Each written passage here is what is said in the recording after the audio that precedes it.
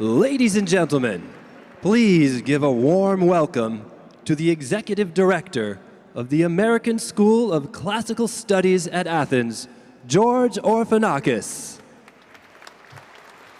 Thank you.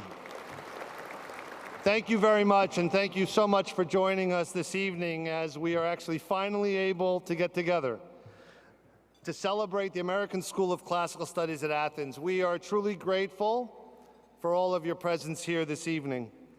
We would like to begin by offering a special welcome to several of the distinguished guests that are here tonight with us. First and foremost, our Athens Prize recipient, Ed Cohen.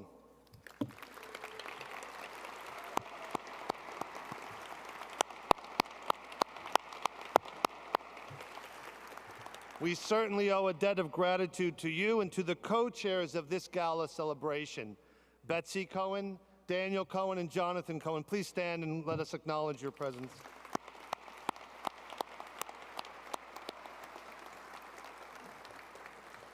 Through all of your efforts and their leadership, I am pleased to announce that we have already raised $1 million this evening for the American School.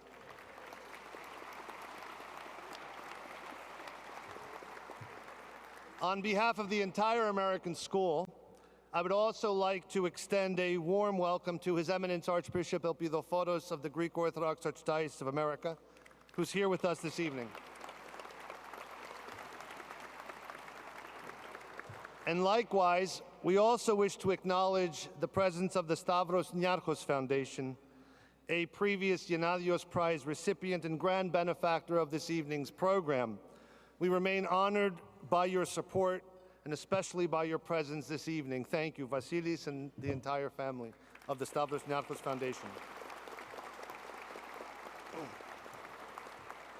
Now, additionally, give me a moment. I just want to thank several of our colleagues that have come from Athens, and they've joined us this evening. But before I ask them to stand for a moment and be recognized, I wanted to share something that one of our board members, George Marcus, told me last summer when we were on one of our trips with the trustees.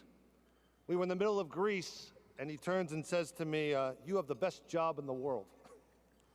Now, I'm pretty sure what he was talking about was the fact that I get to immerse myself in an institution that celebrates, that preserves, and that studies Greece's glorious past. I have the opportunity to interact with some of the most fascinating and engaging academics in the Hellenic world. And I get to have inspirational experiences that are just really too many to list. And honestly, if in that regard, George was certainly, he was certainly right, that it is the luckiest job, the greatest job in the world. But I tend to think of it a different way, because for me, the best part about being at the American School of Classical Studies at Athens is not just the history, but it's the people of the American School. It's my colleagues both in the US and Athens. In fact, as I introduce just some of them tonight that have come here from Greece, I want you to know that they're more than just friends. They're actually family. So I'd ask to kindly Maria Georgopoulou, the director of the Gennadios Library, Dr. Takis Karkanis, if you could stand, please, the director of the Malcolm Wiener Laboratory for Archaeological Science, Dr. Christopher Pfaff, the director of the Corinth excavations. I believe he's over there. There he is. And our general manager, Telos Panos, who oversees all the operations at the American School. Telos, please stand and be acknowledged.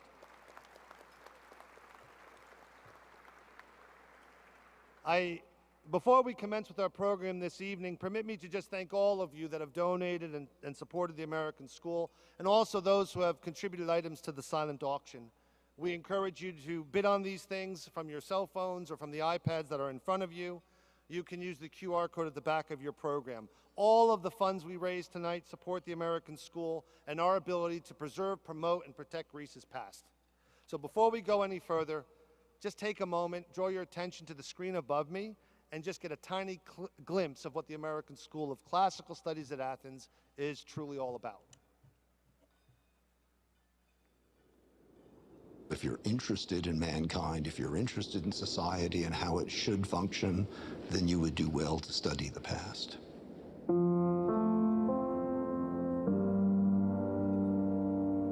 There are certain moments in history where the human spirit bubbles up and goes. Whether we're talking about democracy, art, philosophy, it doesn't really matter what the subject is. It begins in Greece.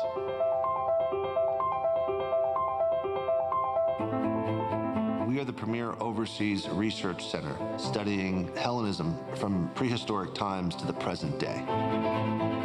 We're a consortium of almost 200 leading academic institutions in the United States.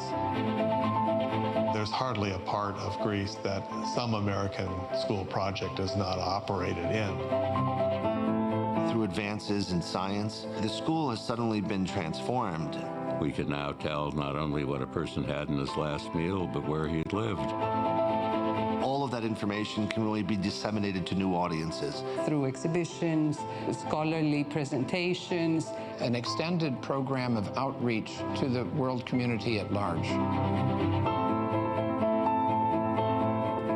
We bring Greece's past to life to really help shape the world's tomorrow. This is what we've been doing for almost 140 years. This is who we are.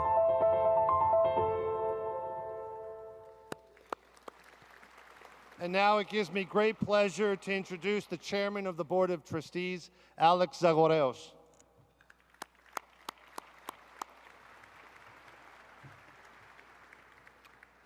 Thank you very much, George.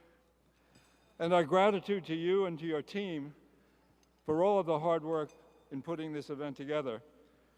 Dear friends, to begin, allow me to convey the congratulations of the Board of Trustees and the entire school family to our honoree this evening, Ed Cohen. Your contribution to the study of ancient Greece is well known, and you are most deserving of this prize tonight. We also celebrate this evening a significant milestone in the life of the American School of Classical Studies at Athens.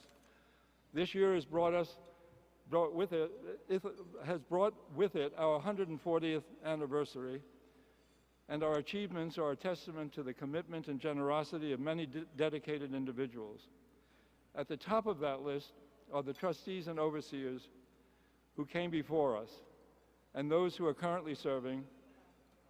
I would like to ask the trustees, overseers, and emeriti to please stand and be acknowledged, and I would like all of us to thank them for the commitment of time, talent, and treasure. Please stand up, trustees and overseers.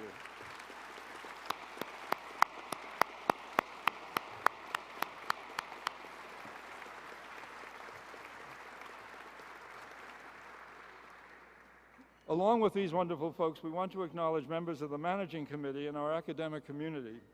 We have around 450 scholars nationwide who oversee our academic program.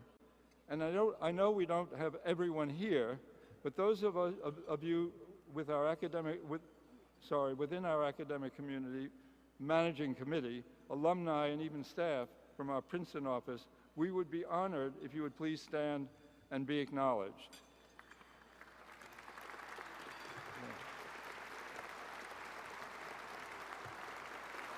Thank you.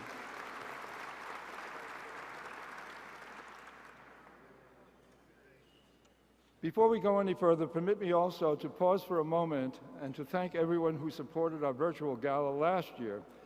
It was difficult for us not to be able to come together, but your generosity and support was truly appreciated. Even though he was not able to be here tonight, I do think it appropriate to applaud last year's recipient of the Athens Prize, Curtis Runnels.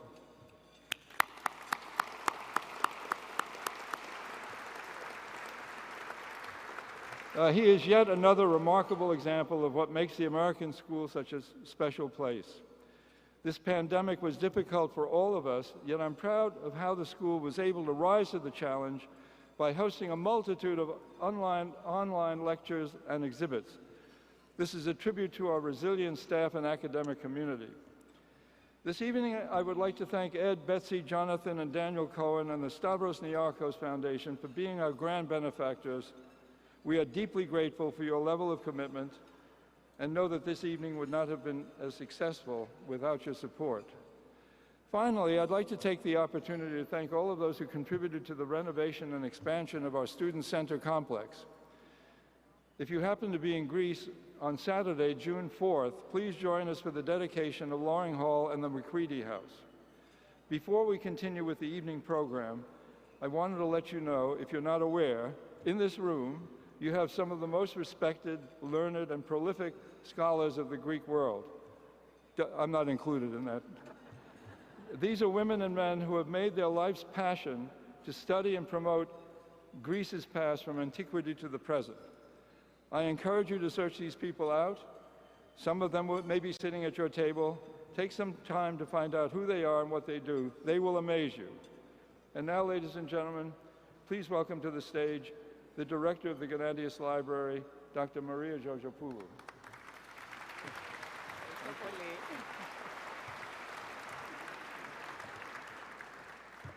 Thank you very much, Alex, and thank you all for joining us this evening.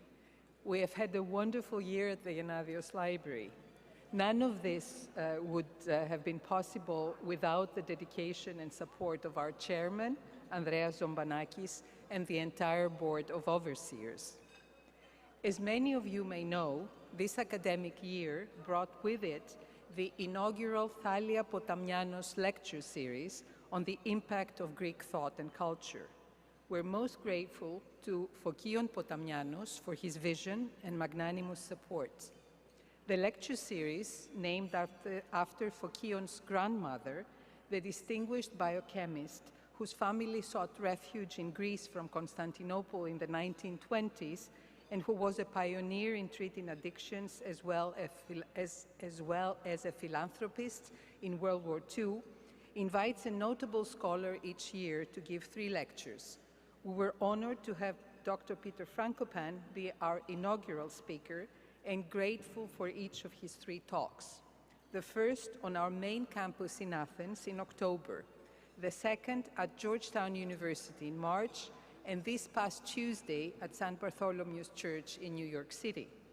I'm very proud to announce that this program will continue next year, and the committee has selected Emily Wilson, the prestigious Homeric scholar and translator of the Odyssey from Penn, as the guest lecturer. Please let us offer our gratitude to Fokion Potamianos and his entire family for their love and support.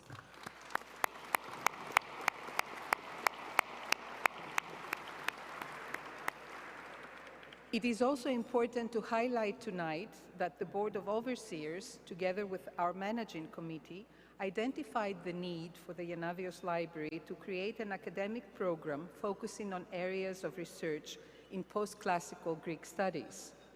Due to the generosity of several overseers, I'm honored to share with you the good news that we have added 4 fellowships available for students. They are the Schwartz Fellowships in Music and Architecture that have happened because of the generosity of Hionak Xanthopoulou Schwartz, and the Catherine and Peter Yatrakis Fellowship open to all fields related to the Gennadios. Both are here with us tonight, and I would like to ask them to stand and be acknowledged. Hiona, Catherine, Peter.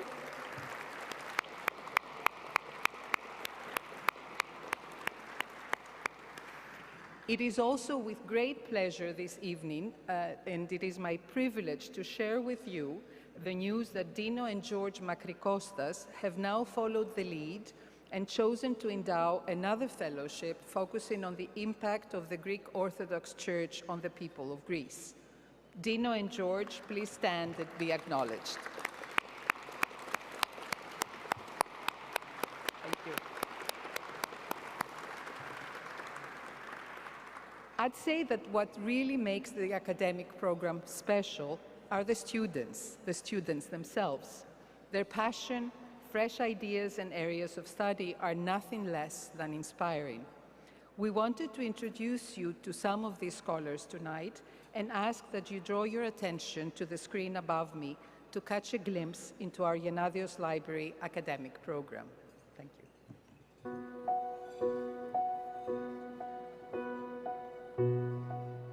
The hallmark of the American school has always been the academic program, education, and having young students, young scholars at the school.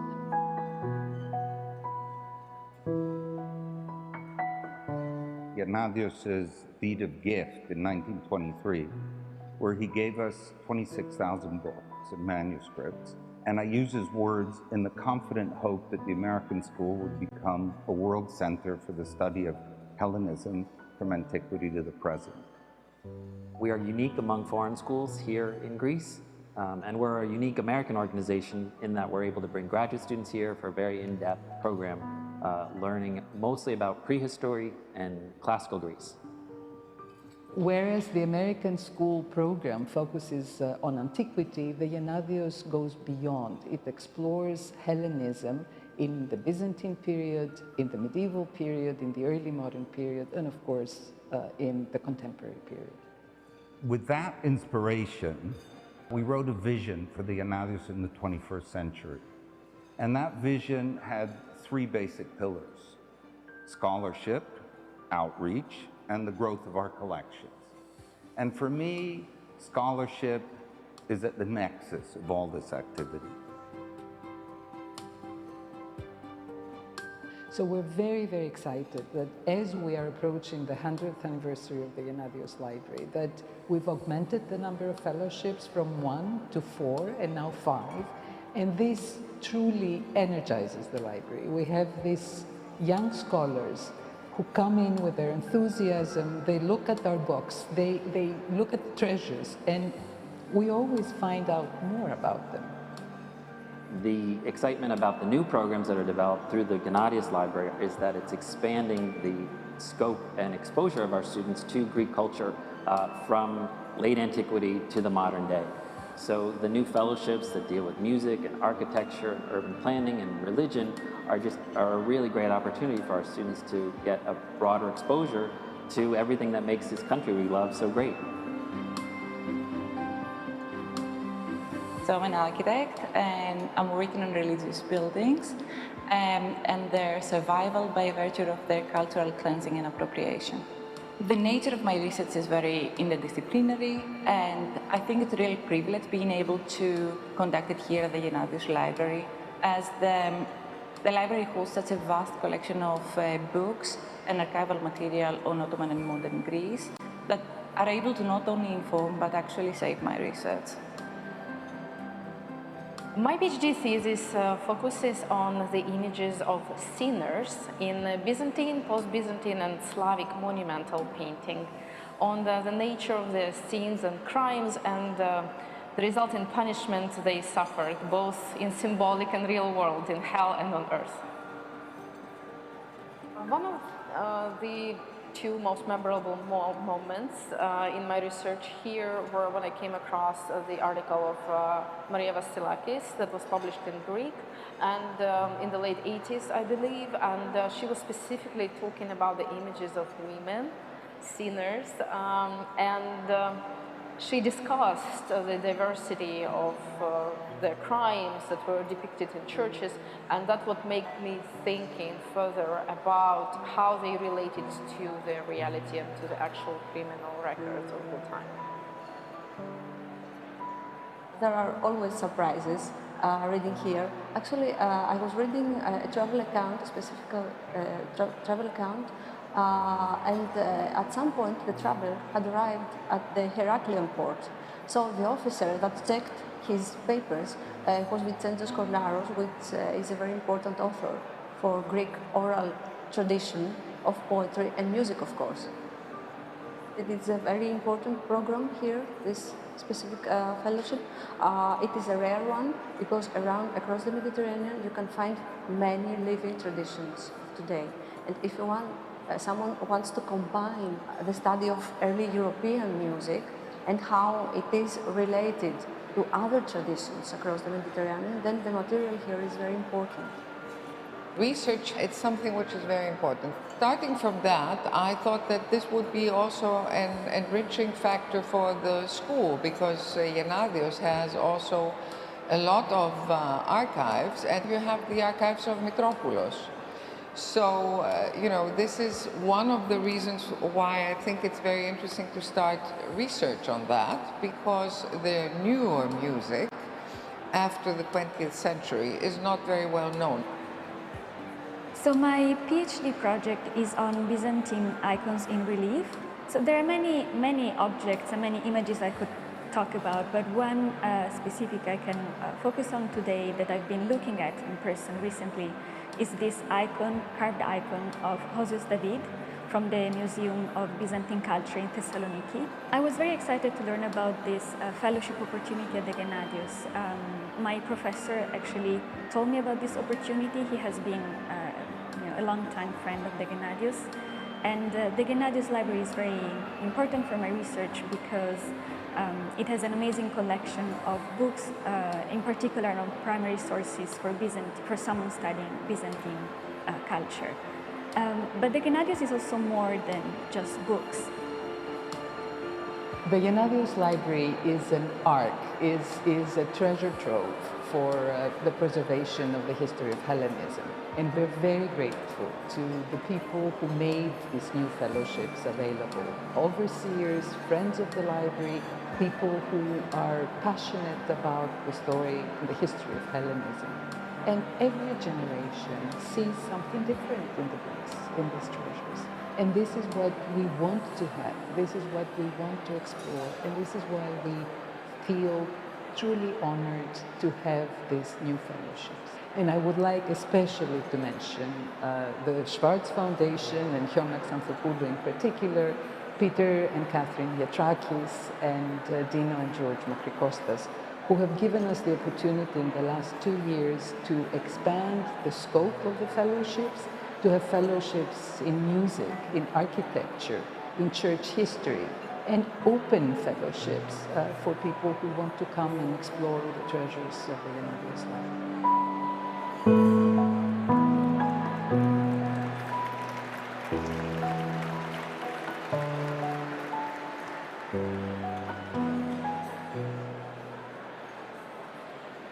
Ladies and gentlemen, please welcome to the stage Chair of the Managing Committee, Mark Lawal.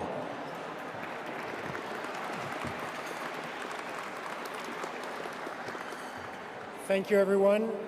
On behalf of the Managing Committee, I would like to offer my congratulations to Maria, Andreas Zombonakis, and the entire Board of Overseers for their vision and investment in this new academic program.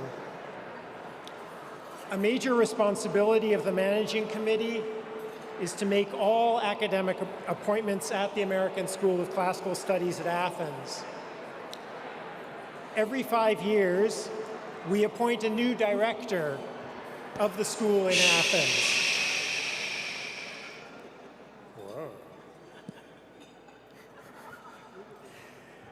We appoint a new director of the school in Athens.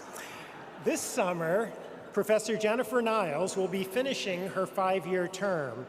And even though she was unable to be with us this evening, I wanted to take this moment to both thank Jennifer for her leadership of the school, not only completing the renovation and expansion of Loring Hall through its but also introducing the school to a new global audience through its series of webinars.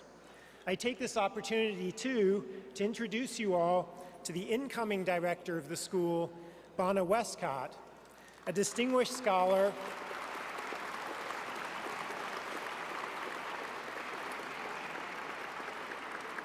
from Emory University who has spent many years excavating on Samothrace.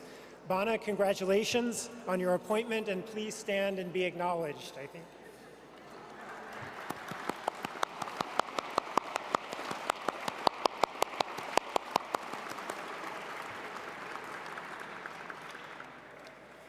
One other major academic appointment that I am honored to share with you tonight has to do with the Athenian Agora excavations.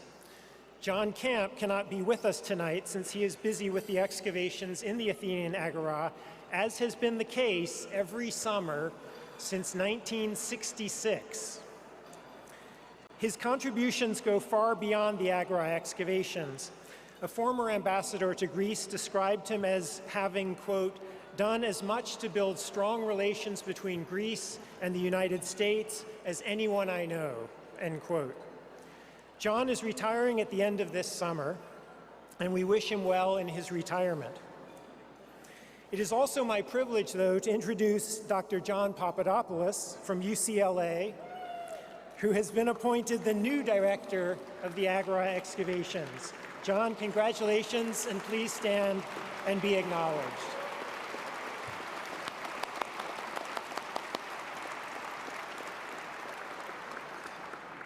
As you now enjoy your dinner, you might wish to draw attention to the screen above and behind me, where we will be showing some of the fascinating restoration work of frescoes that we discovered in ancient Corinth. We'll be back soon. Enjoy your dinner.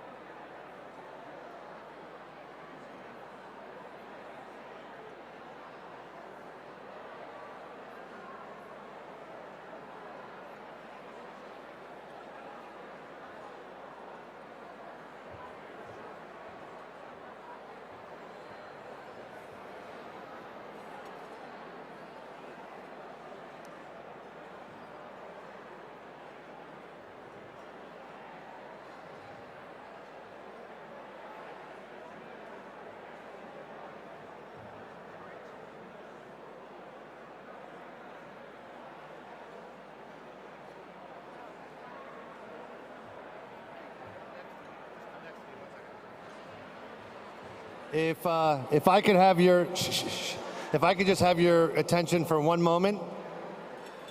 We're not going to talk long. Kathleen Lynch from our managing committee. She's going to make a small little announcement here, just for a moment. Thanks. Good evening, everyone. I'm Kathleen Lynch. I'm the vice chair of the managing committee. Forgive me for interrupting your dinner, but before we start the rest of our program, on behalf of the Gala committee, I want to thank you for your support tonight. One way you can help the school is by bidding on the items in our silent auction. Don't forget them. All of these have been graciously donated, and therefore 100% of the proceeds go to the American school.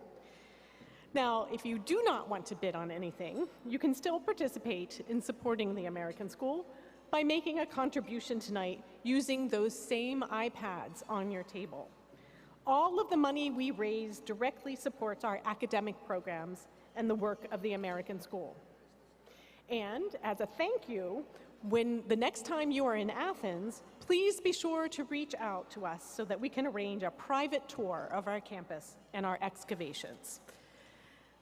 Also, as you finish dinner, we invite you to look at the screen above me. A few months ago, under the direction of Jennifer Niles, the school opened a wonderful hippos exhibit in the Macriani wing. The show has received rave reviews and much publicity. The bronze Medici Ricciardi horse has been since returned to Italy, but was a highlight of the exhibition. And there is still plenty on display, including a horse skeleton from the Faleron Cemetery excavation, which was restored on our campus in the Malcolm Wiener Laboratory for Archaeological Science. We have arranged some images from that show for your enjoyment now, but if you happen to be in Athens, the show will run through early June. Be sure to stop by and see it in person. Thank you and enjoy the rest of your dinner. We will be back shortly. Thank you.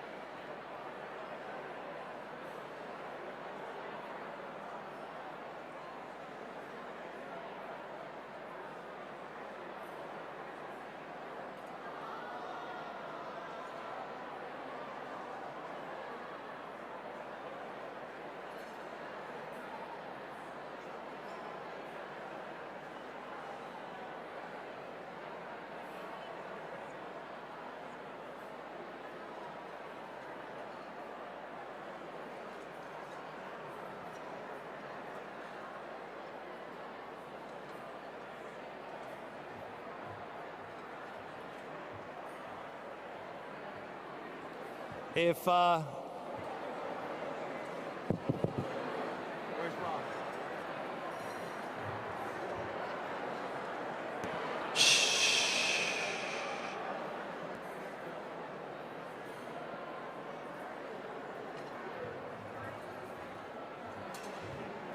So if we could,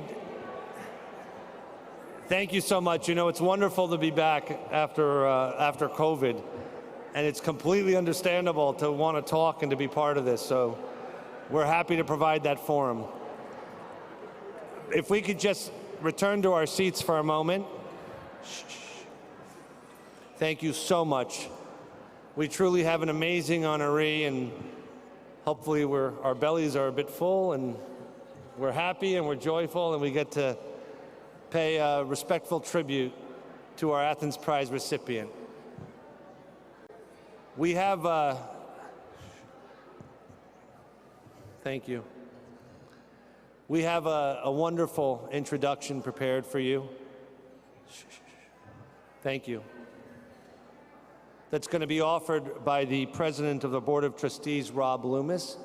I'd kindly ask, out of respect for honoree Ed Cohen,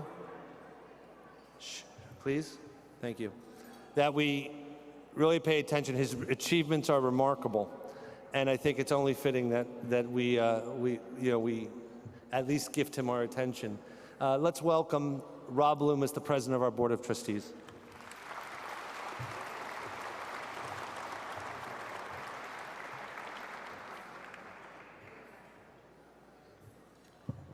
Thank you, George.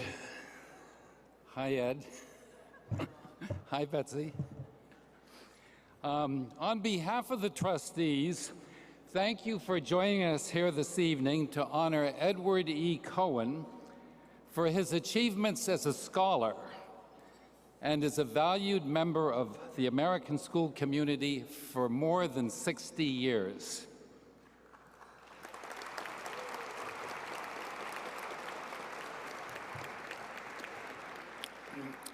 Ed was an undergraduate classics major at the University of Pennsylvania, where he also obtained his law degree. He continued his study of classics as a graduate student at Princeton. And during that time, he spent a year at the American School as a regular member. That was in 1961-62. In the following year, that is in 1963, he obtained his PhD from Princeton with a dissertation that was published 10 years later in 1973 by Princeton University Press under the title Ancient Athenian Maritime Courts. So you might ask yourself, if you listen closely to my recitation of those dates, what accounts for the 10-year gap between the PhD and the book? Well, the preface to the book merely says that, quote, various causes have prevented the early appearance of this book, close. But I venture to guess that in those 10 years, Ed was busy launching his career as a lawyer, banker, and energy tycoon, and starting his family with his wife and business partner, Betsy. And indeed, if you look at his publications, you will see that he really didn't get going on those until about 1990. But since then, he's been pouring them out in a steady, voluminous stream. 5 very substantial books published by Princeton and Oxford University presses, and more than 40 articles and reviews in prestigious peer-reviewed journals and edited volumes. Those of you who are academics will agree, I'm sure, that this would be way above average for a full-time senior professor with tenure at a prestigious research university. But what sets Ed apart from everyone else is that this was essentially a side gig, work done in Ed's spare time while he was busy making loans and buying and selling companies and energy properties. When did he find the time to write all of those books and articles? It was rumored that he spent his mornings in his pajamas as a scholar and his afternoons and evenings in a suit and tie as a businessman. To give you a sense of the range of Ed's scholarly work, here are the titles of 4 of his articles. 1, The Athenian Businesswoman. 2, The Elasticity of the Money Supply at Athens. 3, Slaves Operating Businesses. And 4, Athenian Prostitution as a Liberal Profession. You can see from these titles where Ed's interests lay. In social, legal, and economic history rather than political and military history. His training as a lawyer and his experience as a businessman have caused him to ask questions that had not occurred to most academics, and they have given him unique insights on how the Athenian economy actually worked. His scholarly approach has been distinctive in 3 other respects. First, he insisted on starting from the evidence and taking into account all of that evidence. Now, to some of you, that may seem like a pretty obvious approach. But before Ed came along, many scholars were inclined to begin with a theoretical model and then see if the evidence fit that model. And if some of the evidence didn't fit the model, they felt entitled to disregard that evidence. Not only in print, but also at scholarly conferences around the world, Ed has mounted a sustained and powerful attack on history derived from models, as opposed to history derived from evidence. And at conferences in particular, he has shown himself to be in full command of the evidence and very adept on his feet in the cut and thrust of scholarly debate.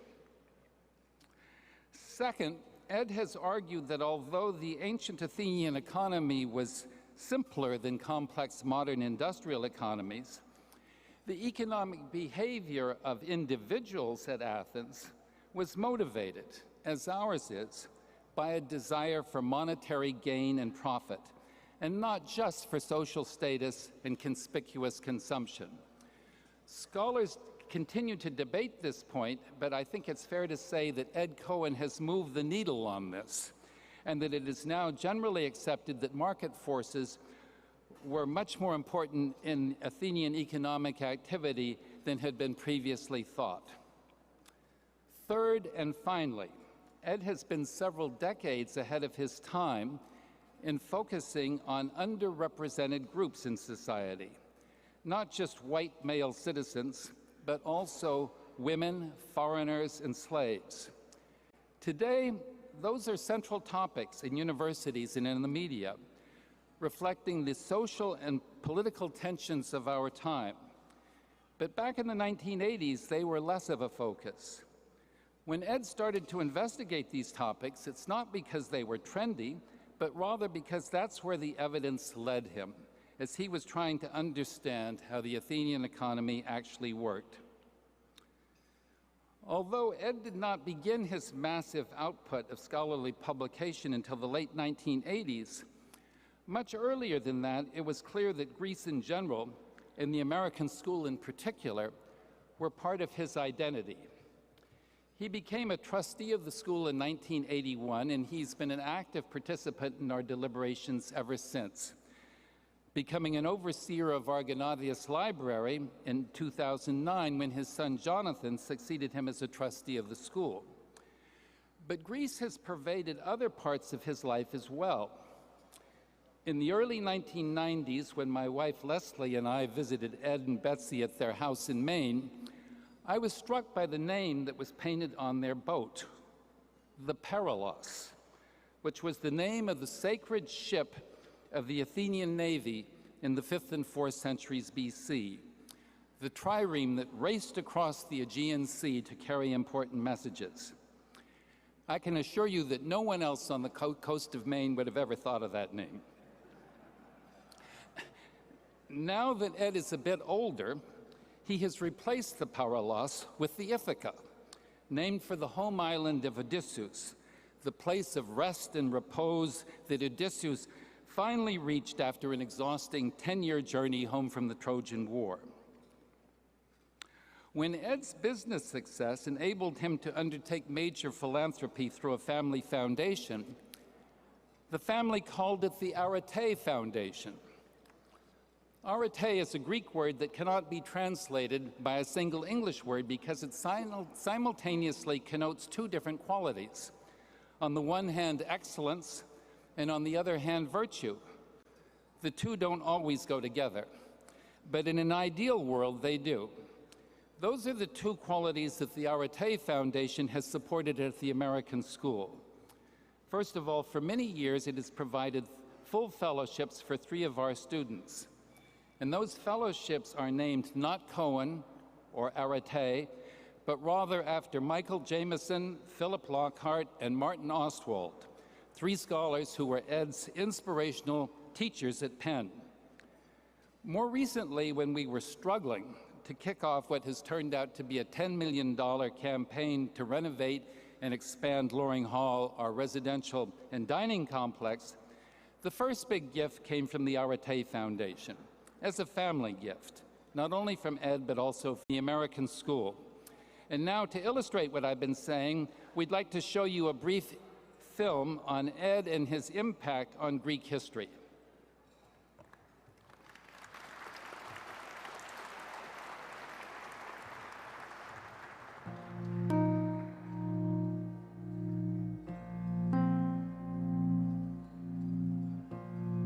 Ancient Athens, which the American School studies, is really so vitally useful in so many ways to our modern problems.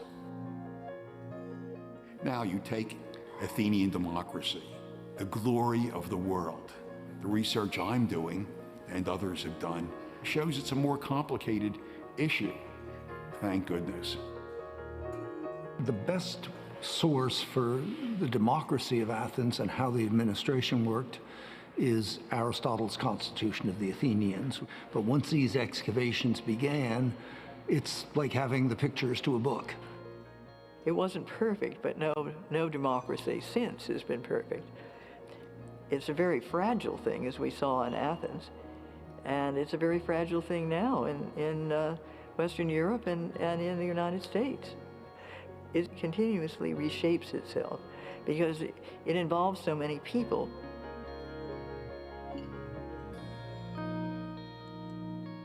When we think about ancient Athens, we have to think about the people. I think what got me, first of all, was the ostraca. To see the names of these people written down, that was really thrilling. One of the really striking features of the Athenian democracy was its participation by all the citizens. Government changed every single year, and it was an annual opportunity to throw anybody out of office. And that's ostracism.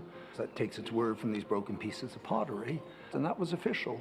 You were exiled for 10 years. So accountability is right there at the top, and it comes down to the lowest aspects of running the government. If you're in a monarchy or you're in an oligarchy, you may not want people to know what you've been doing, and you don't need a record of it. Once you get into a democracy, you have to keep a good record of everything to make sure that the state runs as it should. We have about 7,500 inscriptions, and they're wonderfully detailed. This one here, for instance, is concerned with the officials in charge of weights and measures. So you have here the names of 5 men that were going to guarantee that every citizen got the right amount of grain or number of nuts or whatever it was they bought. And so in one year, they served to keep track of the weights. You see lead examples here. They have an inscription on them, tell you how much they weigh, but they also have a symbol. So if you don't read so well, you still know how much grain you should have gotten. There's the wealth of the material culture, and there is also the literary wealth, plays, histories, and speeches, especially for the 5th and 4th centuries. And what is absolutely amazing about this combination of material is that it allows us to get a really good idea of how ancient Athenian people lived. So that these guys here are all just little bronze tokens or lead tokens that were given out at the end of the day when the court was sitting. They would get a token which would allow them to turn that in for money. They were reimbursed for sitting in the theater, for attending the council, for being a member of the Senate that year. For democracy really to work, everybody has to be able to afford to do it. In Aristophanes comedy, we see these political payments criticized consistently. And for a long time, people thought that, oh, you know, Aristophanes criticized those payments because he was also not fond of the democracy. But as research has shown in behavioral economics within the last 50 years, it is because incentives really do affect the way we think in terms of civic behavior.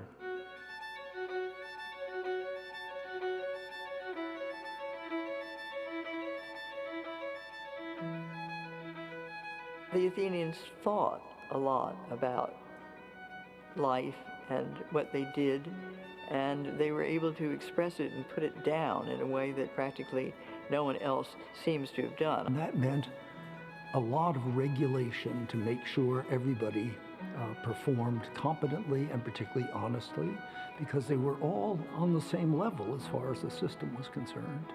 Everything is there that you can read about, but they actually did it. It wasn't just theoretical. But guess what? It was a democracy that was a dictatorship of a small minority. Only Athenian citizens, that is people born from mother and father who were Athenian citizens, had any voice, and only male.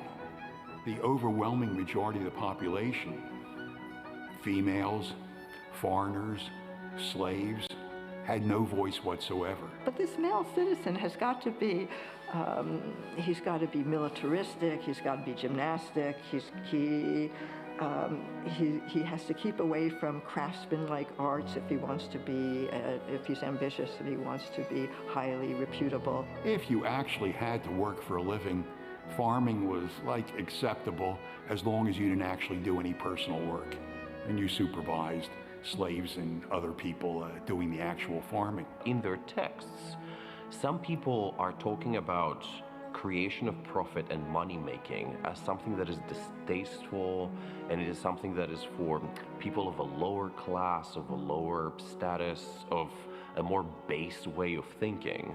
So if you extrapolate from that, you say, oh, the elites were averse towards making profit. But guess what? Athens had a tremendous economy.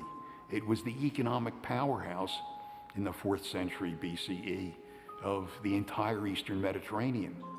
Edward Cohen was actually a pioneer in showing that it was metics and manumitted slaves that actually engaged in very profitable activities, for example, banking. The fact that Athenian male citizens disdained economic activity left a tremendous opportunity for everyone else who was resident in Athens.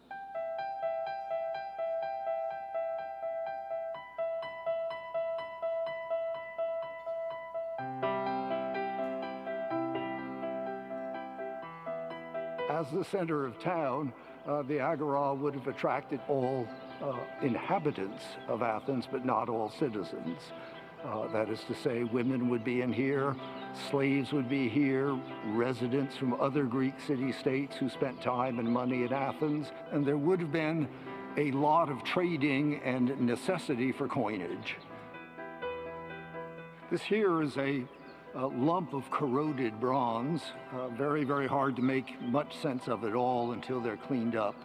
But when they are, it turns out they're coins that were going to be minted, but they never actually got out of the mint. Several dozen of these little bronze flans, as they're called, were found in a building that was right underneath the Church of the Holy Apostles. For that reason, in the excavations all around there, we have reason to believe that we have one of the mints. But adjacent to it, you have this building here with very unusual installations. You see these large marble squares with cuttings in them that almost certainly meant they were intended to carry tables. The Greek word for a bank today is still a trapeza, which is the word for a table, and it looks as though here we might have one of the earlier banks of Athens right next to where the coins themselves were minted. The Athenians invented the world's first private banks. The greatest bank was the bank that started with Passio, a slave. He left his bank and his wife to his chief slave. So we can trace over a period of 100 years the history of a single Athenian bank, the wealth that it accumulated, the huge loans that it made, the impact it had on Athens, and all this was being done by slaves. Now, don't get the wrong impression. I'm not suggesting that every Athenian slave was a wealthy banker, far from it. But it's a dimension of Athens that you really have to study. How the first democracy of the world changed and evolved through its long life allows us to see examples of behavioral evolution that we can study and actually see what we can do to make our democracies nowadays better. So classical studies can actually show a way of how our historical understanding is illuminating the way we can go forward.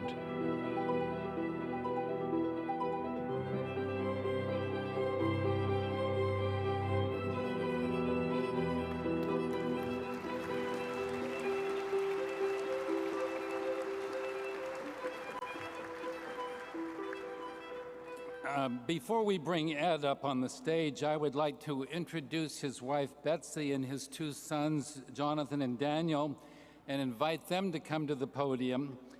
On behalf of everyone at the American School,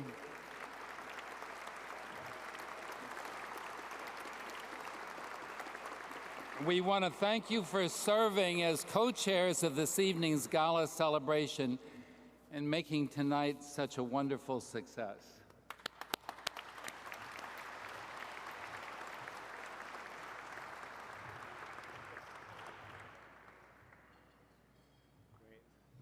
Thank you, everybody, for being with us. It's our great honor to have the opportunity to share my father's love of Athens and the American School of Classical Studies. He arrived in 1961, more than 60 years ago, to Athens, coming from Italy by boat, coming to Athens from Patras by train. He was terrified, of course, having come from Philadelphia just before that he'd arrive in Athens at midnight and it would be impossible for him to find any place to sleep. Everybody would be asleep. Everything would be all shut up. 60 years later, he still understands we're all very lucky to see Athens as a vibrant city, and the American School of Classical Studies in that same way, having grown, having developed in so many wonderful ways. For us, it's a great honor for Jonathan and I, especially for me, to be invited to co-chair this. It's such a well-deserved honor for somebody who has given 60 years to the development of the American School. John.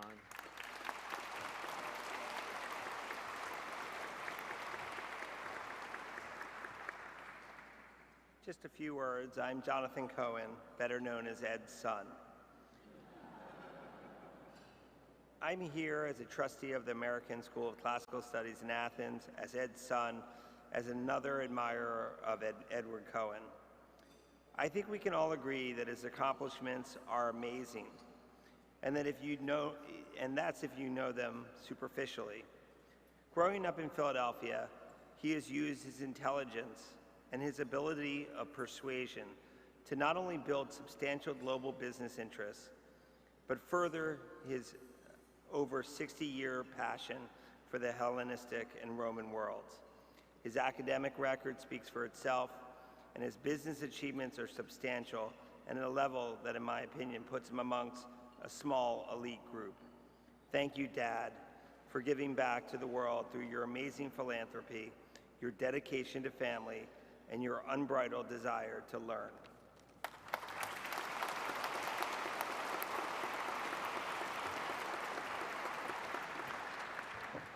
take heart on the cleanup act.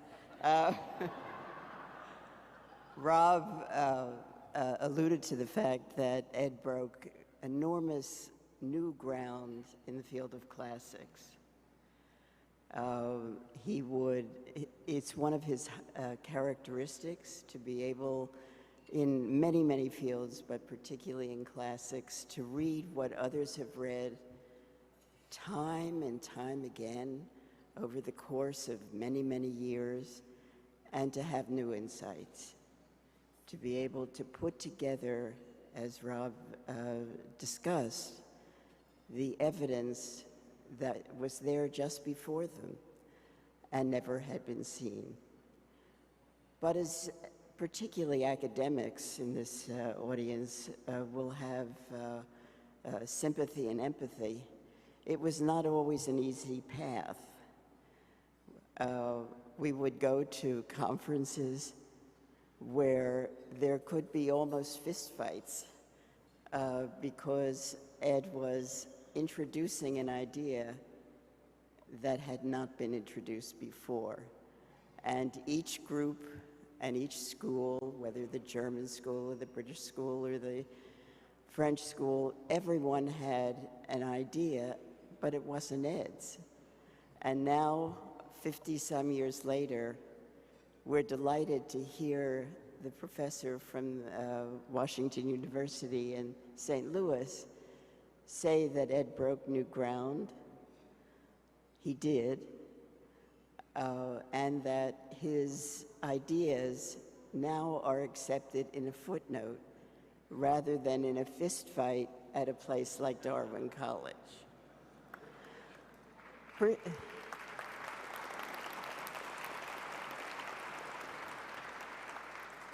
But Ed has another characteristic, and it's enabled him to carry forward his scholarship over these many, many years, and that's persistence.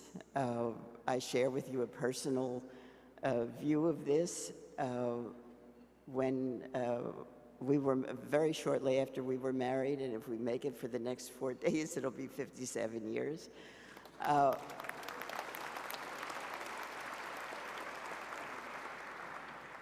Ed decided that we ought to transfer or transition our knowledge of ancient Hebrew into modern Hebrew. And in his usual way and with his usual discipline, which I can't say that I have, he did a full study of the language, acquired many of the grammatical rightness of it, and then gave me the good news that we were going to go to Israel. And not only were we going to go to Israel, but we were only going to speak Hebrew to one another. I was a little bit uncertain, and my uncertainty bore out because our vocabulary was really very limited. And so for 2 weeks in Israel, we discussed the weather. But he was persistent. We now know a lot about the weather. In Hebrew, it could be an alternative profession for us.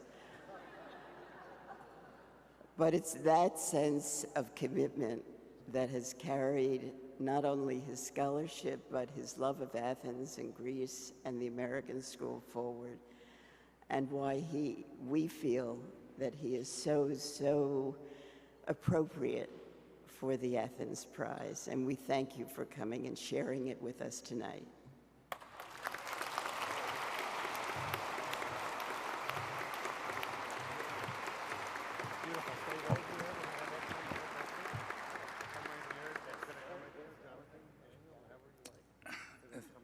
Thank you, Betsy, Jonathan, and Daniel, and please stay on the stage as we call upon our honoree this evening.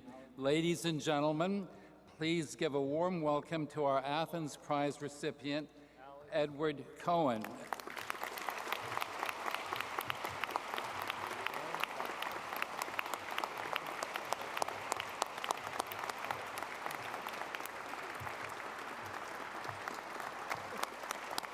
Writing analysis there. Hey, you're covering my remarks. Just a sec.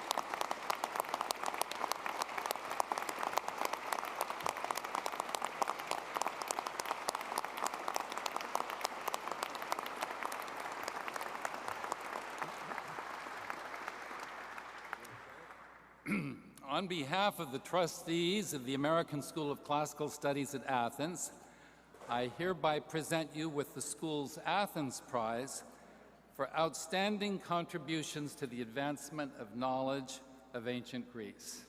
Thank you, Rob. You want Betsy to hold the this? prize there? Let's face it this way. Here, face it out. Give it to Betsy. Yeah, let him hold it so we can hold it so we can hear it. Can we get a shot here, please? Rob, please. Rob, right here. We're taking a shot. Oh, photo. Everyone, just sorry. Over here. Here, I'll come in. All right. That's how we're over.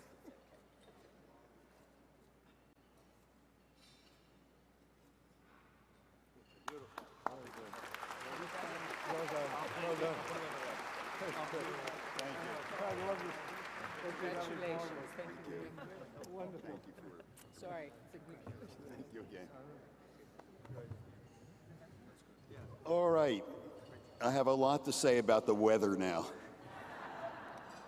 but I will be speaking in English. When I was talking with some of the family members, some are here, a large number of my grandchildren, but my oldest grandson, Solomon, said, "Make us laugh." I said, I can't do that. I was born at the age of 40, and I've always been very sober and serious. I thought he was going to leave, but I see he's still here. But you get a lot of advice, but nobody gives me more advice than my wife, Betsy, and she said, make it brief. Needless to say, I told her, I can't do that. But she told me that I should remember that she has a button that shuts me down. And so if I stop in mid-sentence, you'll understand why that happened. Anyhow, it just makes me very happy to see all the people here because it shows the extent to which the school has been contributing to Greece. But today, the Greek population really is so supportive of the school, and I was especially honored that His Eminence, the Archbishop, is here. Thank you so much.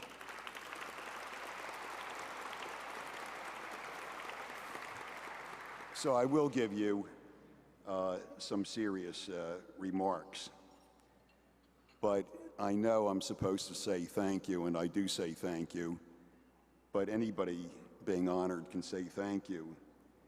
I want to deviate a bit and express a little unease and make a demand. My unease lies with the school's name, the American School of Classical Studies at Athens. A seemingly anodyne appellation, but actually a source of constant challenge and even misdirection.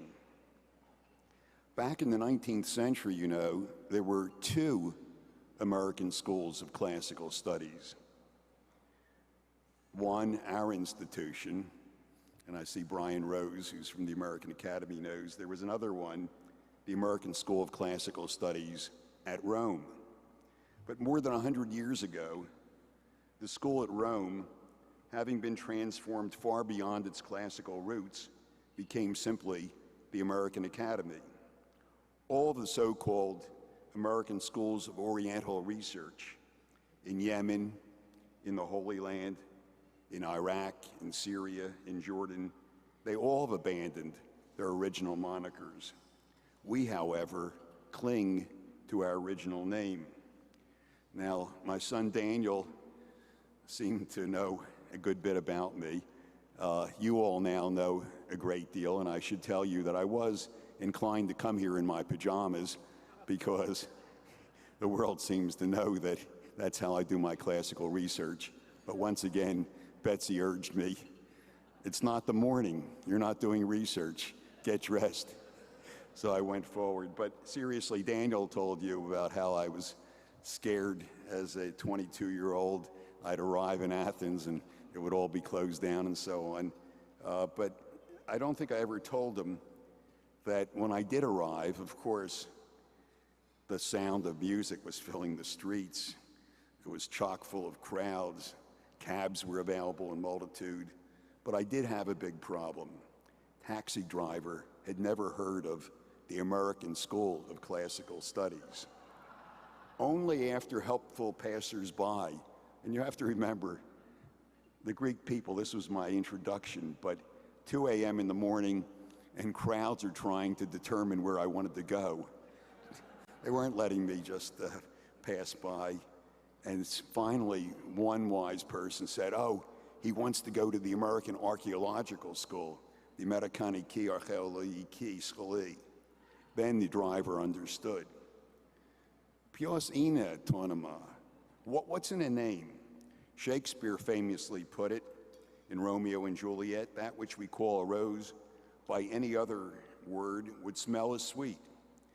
It's an idea that Euripides set forth in Aeon, lines 854 to 856. The only dishonor, he says, that a decent slave bears is this, his name, and gartitis dulisin, eschinin feri, tunema. Yet it was the school's name that had attracted me, for in 1961, I thought that I was a student of the high culture of the Western world, or classical studies, as we insouciantly, some today would say imperialistically, termed our field in that age of innocence. Before my experiences at the American School widened my horizons, I would not have wanted to spend a year at the American Archaeological School. But our iconic excavations in the ancient Agora and those at Corinth and at many other sites have captured the attention and imagination of many Greeks and have affixed on the school the archaeological appellation. But then there are the many people in Athens who think that our institution is actually called the Wiener Laboratory, a tribute not only to Malcolm, who has made the lab a preeminent scientific center, but also a recognition of the many people involved with the school whose interests are often focused on prehistory, in many ways the antithesis to classical studies. And then there's the Gennadion, the Gennadios Bibliotheki, Gennadion, the name that many Greeks and others call the entire place. For this constituency, the American School is an institution devoted to the Hellenism of post-classical Greece. In short, we pursue everything Hellenic at every period. Today we are devoted to, we manifest global Greece. And some of you know that that was the topic of a magnificent lecture by Peter Frankopan that we sponsored just 2 days ago in a great Byzantine church in New York City. The misnaming of the school may have brought me to the institution, but it is the reality of the school's panoramic inclusiveness that has kept me entranced all these years. But are we the American school? Most people in Athens think that the American school, like virtually all of the other foreign schools in Athens, is financed by the American government. Hence, they reason the name, American School. Now, I'm sure that our host tonight, Executive Director George Orphanakos, I think George will not object if I close by pointing out that the American School of Classical Studies at Athens depends entirely on private funding. Tonight's dinner and the monies generated therefrom will help sustain this magnificent institution. Thanks to all of us, and hence my demand from all of us, let's continue to support this institution for another 140 years. Thanks again to the American School for honoring me tonight.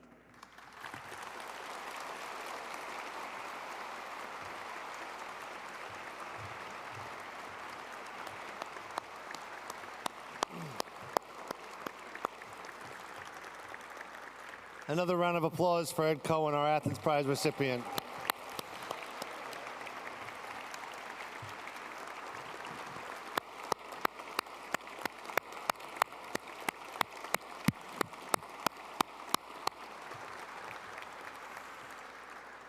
Congratulations, Ed, and thank you all for joining us this evening.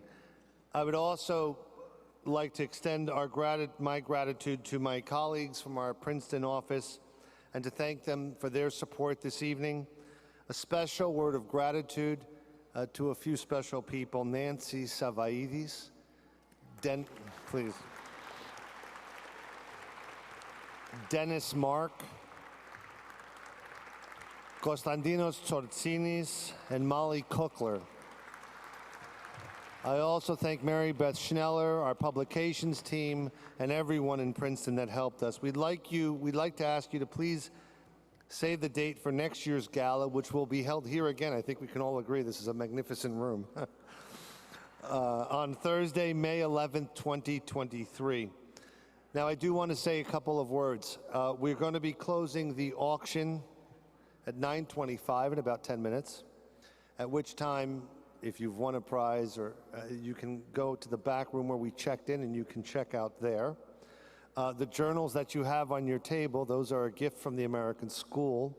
And on the way out, you're going to be receiving a book called Women at the Athenian Agora. But also, I just want you to know the evening doesn't end here. We actually are in this space till 10 o'clock, so we hope that you'll stay here. We want to thank Stacy Biceri, who's here with us. She actually sponsored our after party afterwards. So we thank you very much for doing that. So we'll be having some music, talk, laugh, enjoy yourselves. This room is open, as I said, and then we'll be retiring upstairs at 10 o'clock for the after party. Thank you again. Have a wonderful evening. Please stay and enjoy each other's company.